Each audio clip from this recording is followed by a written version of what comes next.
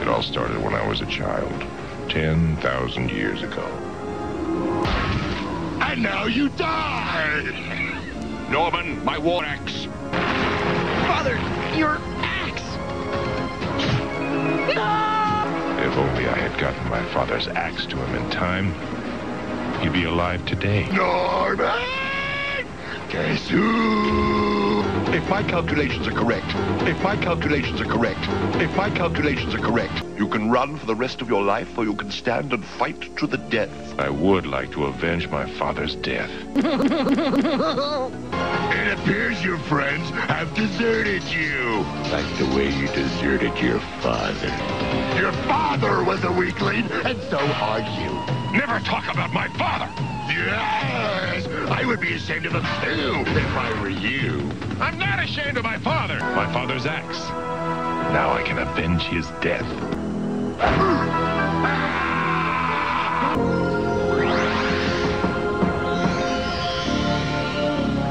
Here, Father. I have something for you.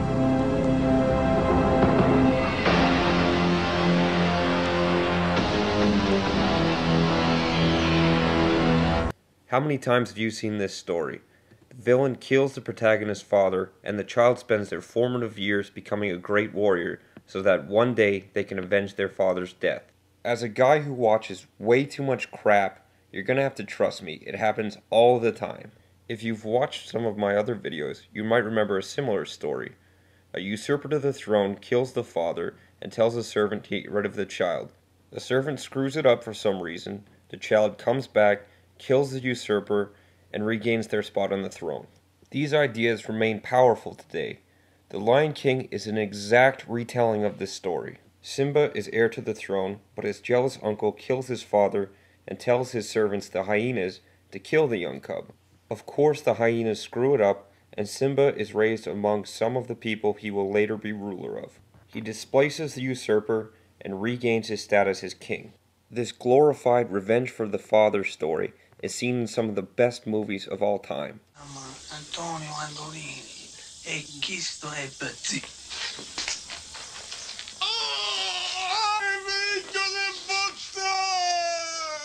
Of course, without question, the best paternal avenger of all time is Inigo Montoya, from The Princess Bride.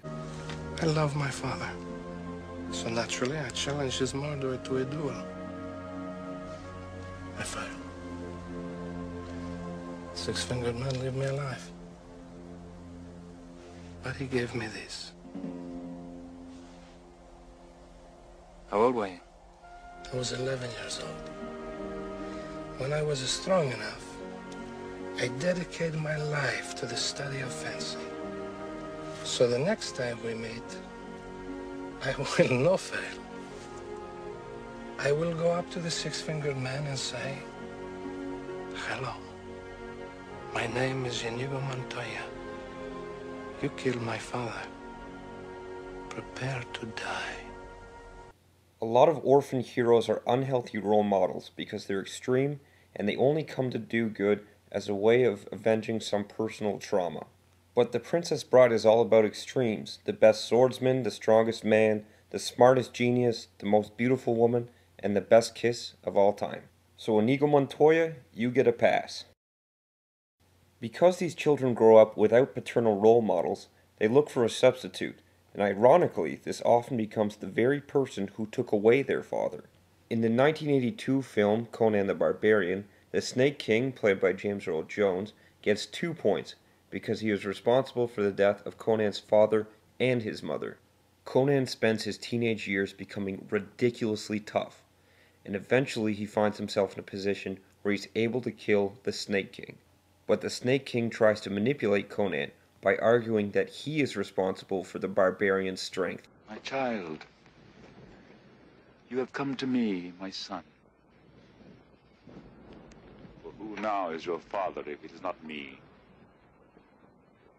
Who gave you the will to live? I am the wellspring from which you flow. When I am gone, you will have never been. What will your world be without me. My son. But it doesn't work, and Conan cuts his head off. Phallus, Phallus, the swords of Phallus. Yes! If you ever want to get a decent mark in an English class, the two answers to every question are either phallus or iambic pentameter. These children feel something of an emptiness, and they try to make up for it with the idea of revenge, making the villain the second father. Once they kill their father, they complete the rite of passage and become fully mature men. Although there are some female exceptions, this is generally a male phenomenon.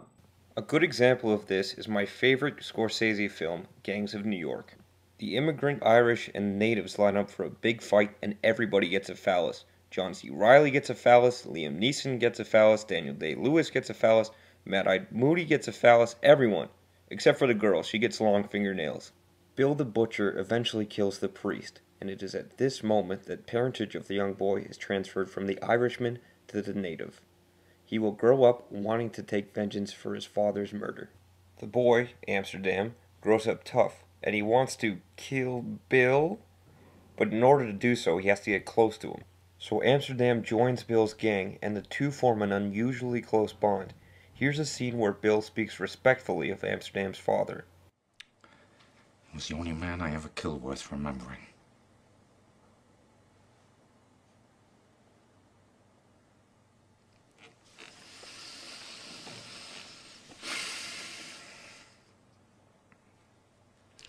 I never had a son.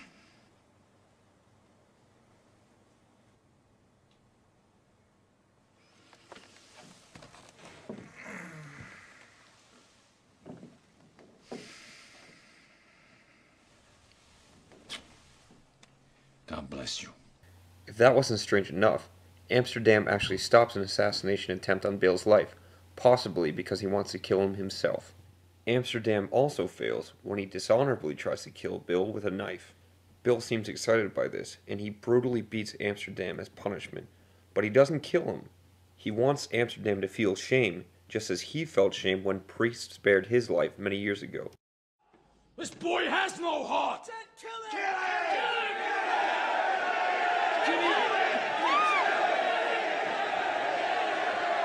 He ain't earned a death! He ain't earned a death at my hands! No! He'll walk amongst you marked with shame! A freak! Worthy of Barnum's Museum of Wonders! God's only man! Spared by the butcher! Bill wants a glorious death, like a king as he says. He wants Amsterdam to rise out of his shame and kill him in a noble duel, just as he killed Priest in the first scene of the movie. The butcher gets his wish, and in the last scene of the movie we see Amsterdam burying his second father, his father of vengeance, next to his natural father. Now that was bloody Shakespearean. What a convenient segue! Hamlet's all about avenging your father. Hamlet wants to kill Claudius, who killed his father, Laertes wants to kill Hamlet, who killed his father, and Fortinbras wants to kill somebody because the guy who killed his father is already dead. Hamlet's a university graduate who spends too much time thinking about useless questions. What? There are many theories on what Hamlet is about, such as he's a trisexual robot alien who wants to steal children's fruit cups, but the following is the only interpretation possible. Carolyn Hilbrun, Harold Bloom, morons! In the beginning of the play, Fortinbras of Norway wants to take revenge on Denmark, but his uncle talks him out of it. Claudius allows for safe passage of Fortinbras' soldiers in a pointless war against Poland, but why would Fortinbras want Poland? Denmark's right in the middle of the two countries. Hamlet encounters these soldiers, reflects that war is stupid, and decides it's time for him to start taking blood. As he is about to die, Hamlet says, "On Fortinbras, he has my dying voice." When Fortinbras shows up, Horatio's the only guy left. Where's the guy who killed my father? Dead. How about his wife? Dead. How about his son? Dead. How about his brother? Dead. How about another noble? Dead. How about another noble's children? Dead. So what's left? The Danish crown? I'll take it. So by becoming a self-destructive agent of the Danish aristocracy, Hamlet avoids a costly war with Norway. That's it for today. Next time I'll wrap this theme up with the Avenging Crusader.